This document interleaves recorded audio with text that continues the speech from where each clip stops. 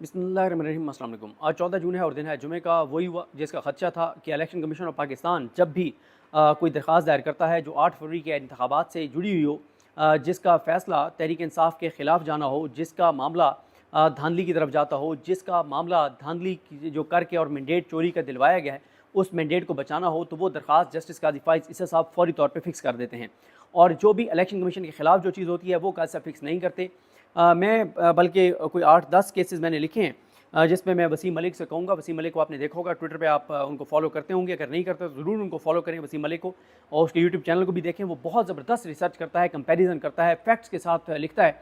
और वसीम मलिक के आने का सुप्रीम कोर्ट में हमें एक नुकसान भी हुआ है कि हम बहुत सी चीज़ों में सुस्ती कर जाते हैं और वसीम मलिक पे डाल देते हैं कि ये मामला वसीम मलिक ही देखेगा और वो करेगा। तो मैं वसीम मलिक से कहूँगा कि कुछ कंपैरिजन सामने रखे। मसलन इलेक्शन कमीशन ऑफ पाकिस्तान ने 8 फरवरी से जुड़े हुए 3 मामला सुप्रीम कोर्ट लेके आया और वो कितनी बर्क रफ्तारी के साथ काजी फाइज़ साहब ने समाअत के लिए मुकर्रर किए, जिनमें सबसे पहला मामला था ब्यूरोक्रेसी से जो आरओज़ लिए थे इलेक्शन कमीशन ऑफ पाकिस्तान ने, उन आरओज़ को सस्पेंड कर दिया था लाहौर कोर्ट ने। उसके ऊपर काजी साहब ने चीफ इलेक्शन कमिश्नर को बुला के अपील करवा के रात के पिछले पहर उस दरख्वास्त को सुन के और काजी साहब ने इलेक्शन कमीशन के हक़ में फ़ैसला दिया कि इलेक्शन कमीशन ऑफ पाकिस्तान ने सिकंदर सुल्तान राजा ने नून लीग के लगाए गए ब्यूरोक्रेट्स को, नून लीग की हुकूमत के लगाए गए ब्यूरोक्रेट्स को, नून लीग के वफादार ब्यूरोक्रेट्स को बतौर आरओ जो मुंतखब किया है, जो सेलेक्ट किया है, वो ज़बरदस्त है, शानदार है। और ये ही 8 फरवरी के शानदार इंतखाबात करवाएंगे। और 8 फरवरी के शानदार इंतखाबात जिस तरह के उस ब्यूरोक्रेसी ने करवाए वो आपके सामने है।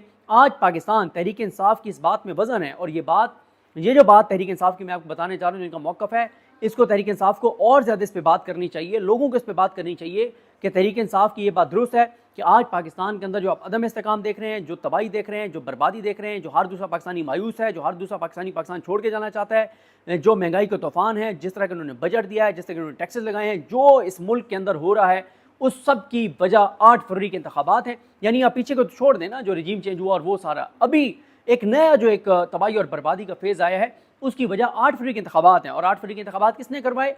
वो करवाए सुप्रीम कोर्ट ऑफ पाकिस्तान ने और इलेक्शन कमीशन ऑफ पाकिस्तान ने। सुप्रीम कोर्ट ने इस तरह से कि काजी फाइज़ साहब ने इलेक्शन कमीशन और सदर को बिठाया, तारीख दिलवाई, लेकिन उसके बाद सारी चीज़ें सुप्रीम कोर्ट ऑफ पाकिस्तान ने की। बल्ले छीनने का मामला हो, आरओज़ को ब्यूरोक्रेसी से आरओज़ को बहाल करने का मामला हो, या लेवल प्लेइंग फील्ड ना देने का मामला हो, जितनी भी चीज़ें हैं। अब देखें, 3 चीज़ें इलेक्शन से जुड़ी हुई election commission of Pakistan supreme court लाया और काजी साहब ने बर्क रफ्तारी से किया। और जब वसीम मलिक इस पे कंपैरिजन लिखेगा ना कि किस दिन दरखास्त दायर हुई और किस दिन समाअत की मुकर्रर हुई, कितने दिनों बाद समाअत हुई और कितने दिनों में फैसला आ गया, तो आपको अंदाज़ा हो जाएगा कि काजी साहब जो है वो इलेक्शन कमीशन की दरखास्तों पर किस बर्क रफ्तारी के साथ फैसले करते हैं। मसलन पहला मामला मैंने आपको बता दिया कि ब्यूरोक्रेसी से आरओज़ वाला मामला काजी साहब ने टेकअप किया और सेम डे उन्होंने फैसला भी कर दिया। दूसरा मामला बल्ले का निशान छीनने वाला, बल्ला पेशावर कोर्ट ने दे दिया, काजी साहब ने बल्ला छीना, उसकी भी वो वसीम मलिक लिख देगा कि किस तारीख को दायर हुआ और कितनी जल्दी काजी साहब ने उसको निपटाया।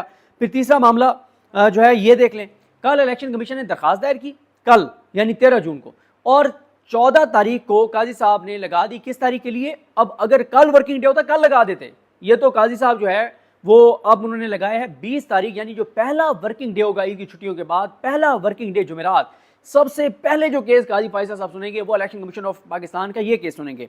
अच्छा, अब ज़ाहिर है तहरीक इंसाफ तो जैसे ही ये बेंच काजी साहब ने बनाया और सुप्रीम कोर्ट से ये बड़ी खबर आई कि बेंच बना दिया गया है, काजी फाइज़ साहब और नईम अख्तर अफगान साहब पे मुश्तमिल ये 2 रुकनी बेंच है। अच्छा, वैसे मुझसे आप पूछें नईम अख्तर अफगान साहब के बारे में एक तासुर है, मैं उस पर अपनी राय देता हूँ। उनके बारे में तासुर ये है कि क्योंकि काजी फाइज़ साहब उनको सुप्रीम कोर्ट लाए हैं और काजी फाइज़ साहब के वो सूबे यानी बलूचिस्तान से तल्लुक़ रखते हैं, तो बलूचिस्तान के कल्चर है कि वो अपने बड़ों के साथ जाते हैं, अपने बड़ों का एहतराम करते हैं। लेकिन अगर आप मुझसे पूछें तो मैंने उनको एक केस में जो रीकाउंट के नाम पे पीटीआई की नशिस्तें छीनी गई थी और लाहौर कोर्ट ने दोबारा पीटीआई को दी थी, उस लाहौर कोर्ट के फैसले को चैलेंज किया नून लीग वालों ने सुप्रीम कोर्ट में।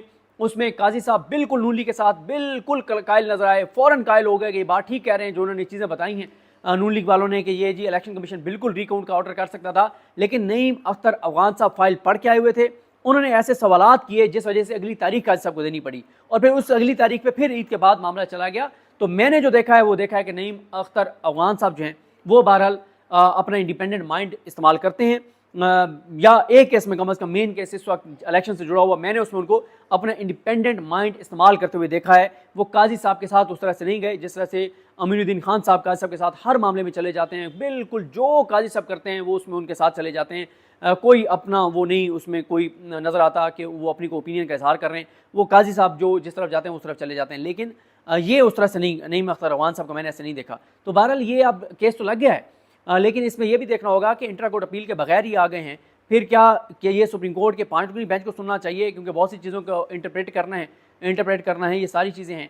और ये भी हो सकता है, अब पीटीआई वाले तो ये कह रहे हैं ना कि काजी साहब ने इसलिए लगाया है ताकि ये ट्रिब्यूनल जो मलिक शहजाद अहमद खान साहब चीफ जस्टिस लाहौरी कोर्ट ने जो आज़ाद जजेस लगाए हैं ताकि वो केसेस ना सुने 8 फरवरी की धांधली वाले, अगर उन्होंने सुने तो वही होगा जो इस्लामाबाद हाई कोर्ट में तारिक महमूद जहांगीरी साहब जिस पेस पे लेके चल रहे थे कानून के मुताबिक, आइन के मुताबिक, तो वो बर्दाश्त नहीं हुआ। नून लीग से, हुकूमत से, इस निज़ाम से, इलेक्शन कमीशन ऑफ पाकिस्तान से, और फिर उसके लिए ऑर्डिनेंस निकाला, फिर इलेक्शन कमीशन में दरखास्तें दायर करवाई और ये सारा कुछ हुआ।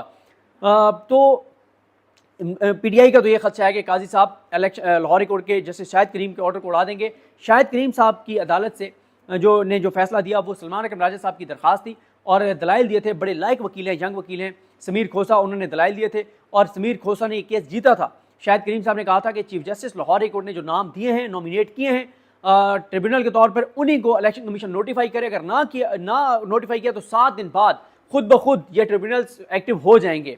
ये उन्होंने फैसला दिया शाहिद करीम साहब ने। शाहिद करीम साहब के उस ऑर्डर को इलेक्शन कमीशन ऑफ पाकिस्तान ने काजी फैसल साहब के पास चैलेंज किया, कल चैलेंज किया, आज समाअत के लिए मुकर्रर हो गया, पहले वर्किंग डे के लिए मुकर्रर हो गया। दूसरी तरफ आप देखें, वो जो शुरू में मैंने कहा था ना कि कंपैरिजन वसीम मलिक जो करेगा, उसमें यह भी देखना है कि पीटीआई लेके आई थी। इमरान खान साहब उस वक्त एक ही केस में डिस्क्वालीफाई थे, हुमायूं दिलावर वाले में, उसमें पीटीआई लेकर आई थी मामला सुप्रीम कोर्ट में। इमरान खान आए थे कि जनाब मेरा फैसला मुअत्तल कर दें, मुझे इलेक्शन लड़ने दें। काजी साहब ने आज तक वो केस नहीं लगाया, इलेक्शन से बहुत पहले से वो दरखास्त दायर है, यानी वो भी 8 फरवरी से जुड़ा हुआ मामला था ना। फिर एक और जिसमें उन्होंने बल्ला छीनने की रिव्यू डाली हुई है, वो आज तक काजी साहब ने नहीं लगाया। फिर लेवल प्लेइंग फील्ड वाला, उसमें भी तारीखें वसीम मलिक लिख देगा किस तारीख को दायर हुआ और कब तक वो चलता रहा, कोई लेवल प्लेइंग फील्ड उन्होंने नहीं दी। पीटीआई ने लापता अफराद, जबरी गुमशुदगियाँ, सियासी वर्कर्स के साथ जो कुछ हो रहा था, मीडिया के साथ जो कुछ हो रहा था, उस पर दरखास्त डाली, उस पर काजी साहब ने आज तक कुछ नहीं किया। मिलिट्री कोर्ट्स वाले केस के ऊपर कुछ नहीं किया। यानी हर वो चीज़ जो बुनियादी इंसानी हकूक़ की है, शख्सी आज़ादियों की है, आइनी हकूक़ की है, जो इस मुल्क के फ़ायदे की है, वो दरखास्तें तो हमें लगती हुई नज़र नहीं आती। अब पीटीआई का खदशा ये है कि काजी साहब लाहौरी कोर्ट के इस ऑर्डर को उड़ा देंगे और कहेंगे कि नहीं, इलेक्शन कमीशन जो सिकंदर उस्मान राजा हैं, क्योंकि अब तक काजी साहब हर मामले में उनके साथ खड़े हैं, हर चीज़ में उनको सपोर्ट करते हैं। जो कुछ आज तक इलेक्शन कमीशन ऑफ पाकिस्तान ने किया है उसमें काजी फाइज ईसा साहब की सपोर्ट से ही वो ये सारा कुछ कर पाए हैं जो कुछ उन्होंने किया है। चाहे वो 8 फरवरी के इंतखाबात जिस तरह से कराए गए, वो भाई जो कमिश्नर रावलपिंडी ने, चट्टा साहब ने जो कुछ कहा था उसकी क्यों नहीं तहकीकात हुई? उसकी होनी चाहिए थी तहकीकात। उन्होंने तो बराह रास्त काजी फाइज साहब पे इल्ज़ाम लगाया था, लेकिन नहीं हुआ कुछ भी। अब एक तरफ तो ये केसेस हैं और इसमें एक बहुत इंपॉर्टेंट है जो सलमान अकरम राजा साहब ने दरखास्त दायर की थी इलेक्शन से पहले, जिसमें उन्होंने कहा था कि हम आज़ाद उम्मीदवार नहीं, हम पीटीआई के उम्मीदवार हैं, वो भी आज तक काजी साहब ने नहीं लगाया। यानी 8 फरवरी, हाँ 8 फरवरी के इंतखाबात में धांधली के हवाले से पीटीआई ने डाली हुई है दरखास्त कि इसके ऊपर कमीशन बनाए, वो आज तक काजी साहब ने नहीं लगाई। तो 8 फरवरी के इंतखाबात से रिलेटेड पीटीआई की जितनी दरखास्तें हैं वो तो काजी साहब नहीं लगाते, लेकिन इलेक्शन कमीशन बल्ला छीनना हो, ब्यूरोक्रेसी से आरोज बहाल करने हो, ट्रिब्यूनल्स के खिलाफ दरखास्त हो, जो चीज़ें भी हों, या नून लीग की रीकाउंट के नाम पे सीटें दोबारा हथियाने की कोशिश हो, वो सारी दरखास्तें काजी साहब फ़ौरन लगा देते हैं। लेकिन पीटीआई के केसेस जो है वो काजी साहब नहीं लगाते। इस पर सलमान अकरम राजा साहब ने एक ट्वीट किया हुआ था, लेकिन मैं तो यही कहूँगा कि देखें सलमान अकरम राजा साहब की अगर आप ज़ात की बात करें, जितना ज़बरदस्त उन्होंने केस लड़ा है इमरान खान का, यानी जितने उन्होंने दरखास्तें उन्होंने आई इस्लामाबाद कोर्ट में, इंतहाई प्रोफेशनल तरीके से, इंतहाई, यानी वो साइफर वाला जब ट्रायल का लदम हुआ, सारी चीज़ें इस्लामाबाद कोर्ट में जो मामला सलमान अकरम राजा साहब लेकर आए, उन्होंने उस तरह ऐसे दलाइल दिए कि हक अदा कर दिया। बहुत लायक वकील हैं, ज़बरदस्त वकील हैं। लेकिन मैं तो जो बार बार ट्वीट्स कर रहा हूँ वो पीटीआई की ओवरऑल लीगल टीम पे बात कर रहा हूँ, जो सुप्रीम कोर्ट को देख रही है कि अगर पीटीआई के 17-18 पीटीआई और इमरान खान के केसेस सुप्रीम कोर्ट में पेंडिंग है तो अर्ली हियरिंग की दरखास्तें डालें आप सारों में। आप क्यों नहीं डालते? अगर आपने दरखास्तें डाली हैं तो हमें बताएं कि हमने डाली हुई है, ताकि हम उस पर बात करें कि काजी साहब अर्ली हियरिंग की दरखास्तों पर भी कुछ नहीं कर रहे। तो ये एक कंपेरिजन जो है वो ज़रूर एक आना चाहिए सामने। पीटीआई की तो लीगल टीम में इतनी लियाकत नहीं है, या उनकी तरजीहात कुछ और हैं, उनमें तो या एहलियत और सलाहियत नहीं है, या उनकी तरजीहात नहीं है, या वो कंप्रोमाइज़्ड हैं, या कमज़ोर हैं, नालायक हैं, जो भी आप कह लें। उन्होंने तो एक कंपैरिजन नहीं करना, इसलिए मैंने एक ज़बरदस्त और शानदार रिपोर्टर वसीम मलिक का जिक्र किया है कि वसीम मलिक ये करके बताएगा आपको और दिखाएगा कि क्या कंपैरिजन है, कि एक एक केस का, कि फलाना केस जो इमरान खान और पीटीआई के खिलाफ था, इस तारीख को आया, इस तारीख को फैसले हो गए इतने दिन में, दूसरा केस इस तारीख को आया, इस तारीख इतने दिन में, और जो इमरान खान और पीटीआई की दरखास्तें थी वो इस तारीख को आई और आज तक पेंडिंग है। मैंने वैसे एक किस्मत खान ने भी स्टोरी बनाई थी, वो भी मेरे पास है, वो पीटीआई के 16-17 केसेस की है। यानी आप अंदाज़ा लगाएं कि पीटीआई की लीगल टीम आज तक नहीं जारी कर सकी कि उनके कौन कौन से केसेस पेंडिंग हैं। एक रिसर्चर किस्मत खान जिमरी ने बना दी है वो सारी लिस्ट कि कौन कौन से पीटीआई के केसेस सुप्रीम कोर्ट में पेंडिंग है। तो ये जनाब जहाँ पे सूरत हाल हो, तो इसलिए मैं कहता हूँ कि पीटीआई की जो लीगल टीम है वो हाई कोर्ट के लेवल पे नीचे, जैसे सलमान सफदर साहब ने कमाल काम उन्होंने किया, सलमान कुरैशी साहब ने कमाल काम किया है, लेकिन ये जो हामिद खान साहब हों, अली जफ़र साहब हों, सुप्रीम कोर्ट के मामले में जो कुछ पीटीआई की लीगल टीम कर रही है, अगर इनकी यही सूरत हाल रही तो मुझे इमरान खान अगले 2 साल भी जेल से बाहर आते हुए नजर नहीं आ रहे। जिस तरह का रवैया हामिद खान साहब और बैरिस्टर अली जफ़र साहब इन लोगों का सुप्रीम कोर्ट के मामले में है, पता नहीं असल इनका ना एक वकला का एक मसला होता है, ये नहीं चाहते कि इनकी किसी भी चीफ जस्टिस से बिगड़े, क्योंकि इन्होंने प्राइवेट और ये पार्टी के तो केसेस सारे नहीं लड़ने ना, इन्होंने ज़ाहिर है और केसेस लड़ने हैं, करोड़ों रुपए की इनकी प्रैक्टिस है। तो हामिद खान साहब तो हर चीफ जस्टिस से बना के रखते हैं, वो क्यों ये करेंगे भाई? अगर आपने चीफ जस्टिस से बना के पैसा ही कमाना है केसेस के जरिए, तो आपको इमरान खान से फिर सेनेट का टिकट लेके सेनेटर बनने की क्या जरूरत थी? आप सेनेटर भी बन गए और आप पीटीआई के मामले में, इमरान खान के केसेस के मामले में कासिफ से बिगाड़ना भी नहीं चाहते। आप ना बिगाड़ें, आपको एक वाइट पेपर तो जारी कर दें, आप बता तो देंगे ये 16-17 केसेस हमारे पेंडिंग है और इतने अरसे से नहीं लग रहे, आज तक आपने लिस्ट तो जारी नहीं की पीटीआई की लीगल टीम ने। तो ये हालात हैं, ये सूरत हाल है। बहरहाल जी मेरा तो ये भी ख्याल है कि हो सकता है काजी साहब इस मामले में जो है वो इलेक्शन कमीशन की क्लास ले लें और कहें कि चीफ जस्टिस नहीं करना था, ताकि वो अपने एक साख बहाल करने की कोशिश कर सकें, क्योंकि काजी साहब को बात पता है कि अगर मैंने अब ये किया तो पता नहीं है असम्बलियाँ कब तक चलनी है नहीं चलनी, तो क्यों मैं अपने आप को इतना और ज़्यादा जो मेरे साथ हो गया है और ज़्यादा मैं अपने आप को कंट्रोवर्शियल करूं। तो हो सकता है काजी साहब ये भी कर दें कि वो कहें कि नहीं ये इलेक्शन कमीशन गलत कह रहा है, चीफ जस्टिस का ही इख्तियार था, उन्होंने ठीक किया था, ये भी कर सकते हैं। लेकिन ये बात अब मैं करूँगा तो नीचे इतने कमेंट्स होंगे मेरे खिलाफ, इतने कमेंट्स होंगे, लोग मुझे ऐसे आड़े हाथों लेंगे कि क्या तुम फजूल बात कर रहे हो, सख्त अल्फाज लिखेंगे कि ये फ़लाँ फ़लाँ फ़लाँ, बहुत सख्त कमेंट्स करेंगे कि तुम काजी साहब से तुम्हें अभी भी उम्मीद है। भाई उम्मीद नहीं है, मैं तो एक इम्कान बता रहा हूँ यार। अल्लाह ताला पाकिस्तान का हामी नासिर हो, अल्लाह ताला पाकिस्तान पर रहम करे, करम करे। मुझे अपनी दुआ में याद रखें। अल्लाह हाफ़िज़।